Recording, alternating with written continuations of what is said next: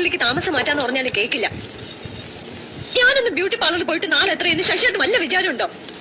ഒന്ന് ശരിക്കും പിടിയെന്റെ ശശിയേട്ടാ. എന്ത് ചെയ്തിട്ട് എന്താ കാര്യം? ഈ രൂപത്തിന് മാറ്റമൊന്നും ഉണ്ടാവില്ലല്ലോ. അതുകൊണ്ട് വിചാരിക്കാത്തതല്ലേ എന്റെ സുന്ദരി. സുന്ദരി എന്നെ കൊണ്ടൊന്നും പറയിക്കണ്ട. രാത്രിയാകുമ്പോ യവന സുന്ദരി, നേരം വെളുക്കുമ്പോ കാനന സുന്ദരി, ഒക്കെ ചീത്ത സിനിമകളുടെ പേരുകളാ എനിക്കറിയാം. അല്ലേലും ഞാൻ ഇത് കേൾക്കണം. കല്യാണം കഴിഞ്ഞിട്ട് വരുമ്പോ എന്തൊരു നിറമായിരുന്നു. അയ്യോ ഒക്കെ പോയി. അതെ,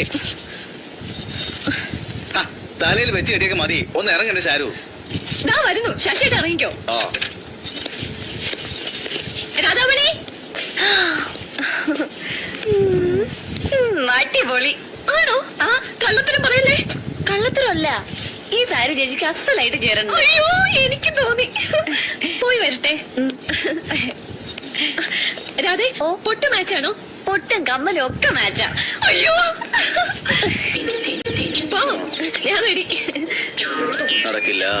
എന്തു പറ്റി? പഞ്ചറായിന്നാ തോന്നണേ. അയ്യോ ഇനിയിപ്പോ എന്ത് ചെയ്യും? ഇനിയിപ്പോ എന്ത് ചെയ്യാനാ? പഞ്ചറൊട്ടിക്കണം.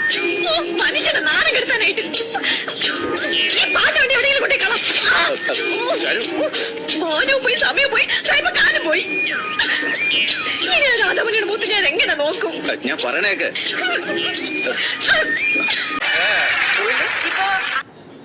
ഹലോ, നമസ്കാരം.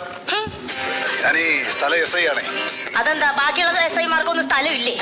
അതല്ലെന്ന്, ഞാൻ ഈ സ്ഥലത്തെ സ്റ്റേഷനിലെ എസ് ഐ ആണെന്ന്. പിന്നെ നമ്മളെ ഈ കൊച്ചു പിള്ളേരുടെ കാര്യമല്ലേ, ഈ കുഞ്ഞുങ്ങളാകുമ്പോൾ ചില പ്രശ്നങ്ങളൊക്കെ ഉണ്ടാവും. എന്ന് വെച്ചിട്ട് പിന്നെ ഈ എന്റെ മോന്റെ ഭാഗത്തും തെറ്റ് കാണും, നിങ്ങളുടെ മോളുടെ ഭാഗത്തും തെറ്റ് കാണും. തീ ഇല്ലാതെ പുക ഉണ്ടായില്ലല്ലോ.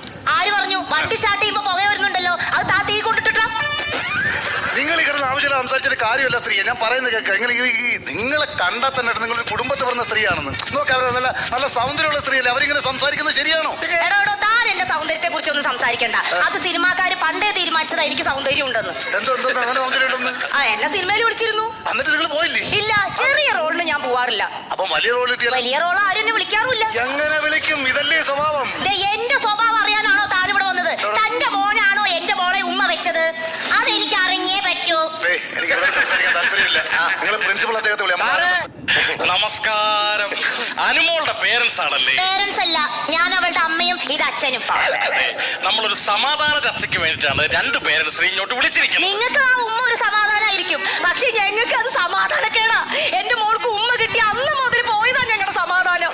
സാറേ, നമ്മൾ പിള്ളേരെ ഇങ്ങോട്ട് വിടുന്നതേ പഠിക്കാനാണ്, അല്ലാതെ ഉമ്മ വെക്കാനല്ല. പറ്റിപ്പോയ സംഭവത്തിൽ ഞാൻ ക്ഷമ ചോദിക്കുന്നു. മാഡം ഒരു കാര്യം മനസ്സിലാക്കണം. ഈ സ്കൂളിന് എന്തെങ്കിലും ഒരു ചീത്തപ്പേരുണ്ടാക്കാൻ അത് ഈ സ്കൂളിന്റെ ഡിഗ്നിറ്റിയെ ബാധിക്കും. ഇവിടുത്തെ കാര്യങ്ങൾ പുറത്തുള്ള മാനേജ്മെന്റ് ഒരു കൊട്ടി ചോദിച്ച് ഇവിടുത്തെ കുട്ടികളെ അങ്ങോട്ട് ക്യാൻവാസ് ചെയ്യും. അതുകൊണ്ട് യാതൊരു കാരണവശാലും ഒച്ചപ്പാടും ബഹളം ഉണ്ടാക്കാതെ വളരെ സമാധാനമായിട്ട് ഈ കാര്യങ്ങൾ നമുക്ക് തീർക്കാം. ഈ പറയുന്ന കാര്യങ്ങൾക്കെല്ലാം കോഴി കയറി പോകുന്നില്ല, കൂവാ കൂവാന്ന് പറഞ്ഞ് എന്നെ കളിയാക്കരുത്. കേട്ട് കഴിഞ്ഞിട്ടൊന്ന് മൂളിയാ മതി കേട്ടോ. സാറേ, എനിക്ക് സീരിയസ് ആയിട്ട് ഒരു കാര്യം പറയട്ടെ. പറയൂ. ഗ്രൗണ്ടിൽ ഇരിക്കണ തെങ്ങിലും നിറച്ച് തേങ്ങ കഴിക്കും. ഇപ്പൊ അടത്തിട്ടാണ്, ഇല്ലെങ്കിൽ പിള്ളേരെ തലേ വീണ് കഴിഞ്ഞാൽ നിങ്ങൾ സമാനം പറയും. ഇതാണോ നിങ്ങളുടെ സീരിയസ്?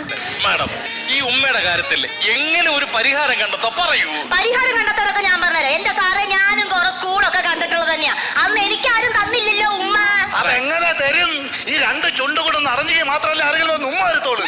ഇതിങ്ങനെ നമ്മൾ സംസാരിച്ചു പോയിട്ട് കാര്യമില്ല. കുട്ടികൾക്ക് ക്ലാസ് ഉള്ളതാണ്. എങ്ങനെ ഇത് നിർത്തലാക്കാം, ഒത്തുതീർപ്പാക്കാൻ പറയൂ. ഒത്തുതീർപ്പാക്കാൻ ഒറ്റ വഴിയുള്ളൂ. എനിക്ക് പരിഹാരം കാണണം. എന്ത് പരിഹാരം? നഷ്ടപരിഹാരം. നഷ്ടപരിഹാരം അതെന്നത്? ഉമ്മയ്ക്ക് ഇൻഷുറൻസ് ഇല്ല. അല്ല, ഈ നഷ്ടപരിഹാരം എന്ന് പറഞ്ഞത് എനിക്ക് അങ്ങോട്ട് മനസ്സിലായില്ല. നഷ്ടപ്പെട്ടത് എന്തോ അതിനുള്ള പരിഹാരമാണ് നഷ്ടപരിഹാരം.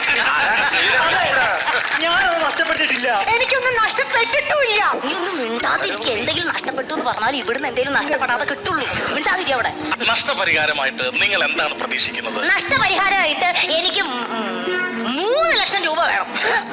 ഒരു ഉമ്മയ്ക്ക് 3 ലക്ഷം? വീടിന്റെ ലോൺ തീരണ്ടേ? മിണ്ടാതിരിക്കുക അവിടെ. 3 ലക്ഷം രൂപയുടെ കുമ്മ കൊടുക്കേണ്ട കാര്യം വല്ലതും ഉണ്ടോടാ കാല? ഒരു ഉമ്മയ്ക്ക് 3 ലക്ഷമാണ് അവർ. എനിക്ക് 3 ലക്ഷം കൊടുക്കാൻ താല്പര്യമില്ല. വേണ്ട, തന്റെ മോനോട് ചോദിക്കണോ എന്റെ മോൾക്ക് എത്ര ഉമ്മ കൊടുത്തെന്ന് അതിനനുസരിച്ചുള്ള കണക്കും കിട്ടി തന്നാ മതി താൻ. പെണ്ണുമ്പളെ മാനായിട്ട് സംസാരിക്കണം കേട്ടോ. ഇത്ര നേരം ക്ഷമയുടെ നെല്ലിപ്പലാണ്ടിരിക്കുക. നിങ്ങൾ SI ഒന്നും ഞാൻ നോക്കത്തില്ല. ഞാൻ മെറ്റലടിക്കുന്ന വിലാസിനെ ഞാൻ ഈ ആരായാലും ശരിയല്ല, എട്ടും പൊട്ടും തിരിയാത്ത പിള്ളേരുടെ പ്രശ്നമായിട്ടാണ് ഇത്രയും നേരം ക്ഷമിച്ചു നിന്നത്. ഇനിയെല്ലാം സ്വാമറിയണ്ടല്ലോ. കൂടുതൽ സംസാരിക്കരുത്. എന്റെ കൊച്ചു പ്രായപൂർത്തിയാവാത്ത കൊച്ചിന്റെ പേരിൽ കേസ് കൊടുത്താണ്ടല്ലേ അച്ഛനും മോനും കൂടെ ജയിലിൽ പോയി കിടക്കും. ഈ ചുമ്മാരാ ജയിലിൽ പോയി കിടക്കും. ഞാനൊരു എസ്ഐയാ, എനിക്കറിയാം ഈ നിയമമൊക്കെ എങ്ങനെ വളച്ചൊടിച്ച് എങ്ങനെ കൊണ്ടുപോകണമെന്ന് പറഞ്ഞിട്ടല്ലോ. അതുകൊണ്ട് നീ എന്നെ കൂടുതൽ നിയമം പഠിപ്പിക്കാൻ നോക്കല്ലേ സാറേ. എനിക്ക് ലോക്കൽസോട് സംസാരിക്കാൻ താല്പര്യമില്ല. Locals I pity but you this uniform പൊതുഖജനാവിന്ന് പണം മുടക്കി സർക്കാർ ഇങ്ങനെ ഇസ്ത്രി ഇട്ട് സ്തംഭം കുത്തി തരുന്നത് ഇവരെ പോലെയുള്ള പട്ടിണിപ്പാവങ്ങൾ നടുറോട്ടിലിട്ട് കുത്തിപ്പിഴിഞ്ഞ് വെട്ടിക്കവർച്ച നടത്താനല്ല, ജനങ്ങളുടെ സ്വത്തും സ്വൈരചിതവും സംരക്ഷിച്ച് പിടിക്കാൻ. അതാണ് പോലീസ്. അതാവണം പോലീസ്.